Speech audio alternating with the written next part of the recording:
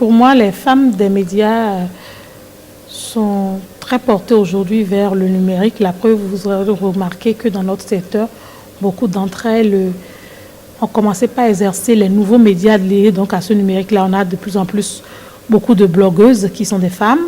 Nous avons également des vlogueuses qui sont des femmes et des femmes qui sont professionnelles des médias et qui aujourd'hui utilisent ces nouveaux médias, notamment l'outil qu'est le numérique, pour pouvoir mener leurs autres activités qui aujourd'hui, bien sûr, les rend plus épanouies que celles qui sont dans le format traditionnel des médias. J'ai lancé la première chaîne en ligne 100% environnement au Bénin.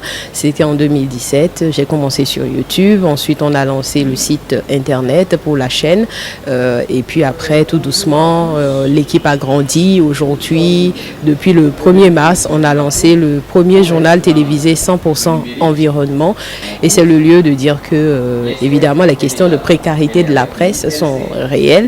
Et que voilà, pour cette initiative qu'on a lancée, le journal télévisé 100% environnement, on a besoin vraiment que toutes les structures qui interviennent dans ce domaine-là puissent nous inviter pour les reportages qui sont payés pour qu'on puisse tenir la route et continuer réellement à rendre l'information environnementale accessible à tous en langage terre à terre.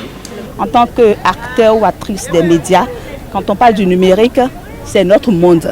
Ce n'est plus de débrouillardisme qu'on avait l'habitude d'assister. Donc il faut qu'elle se mette au pas, se faire former, aller à l'école du numérique pour être vraiment professionnels sur le plan journalistique, parlant de leur carrière. Nous sommes aujourd'hui dans un monde qui est très évolutif. Et nous, en tant qu'acteurs des médias, c'est que nous faisons un métier qui évolue encore plus vite. Et il faut forcément se mettre au goût du jour. Il faut sortir du modèle traditionnel d'exercice de la profession et après c'est à chacun de trouver la bonne passerelle qu'il faut, la passerelle adaptée pour rester conforme à sa personne, à son idéologie et trouver les messages appropriés à véhiculer. C'est vrai que la lecture qu'on fait, c'est que les gens utilisent les plateformes numériques en général, pas toujours de façon très saine.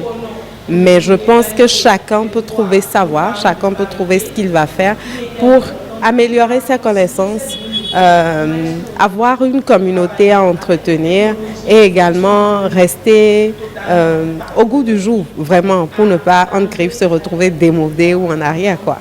Je peux vous dire que moi j'ai eu du plaisir à mettre en ligne quelquefois des émissions sur notre plateforme internet, celui de la radio. C'est vrai que c'est un peu fastidieux, mais c'est passionnant de l'apprendre, de le faire. Donc, les nouveaux médias sont une opportunité pour la femme des médias, la femme journaliste. Et je pense que nous devons nous en servir davantage et pas seulement pour nous amuser.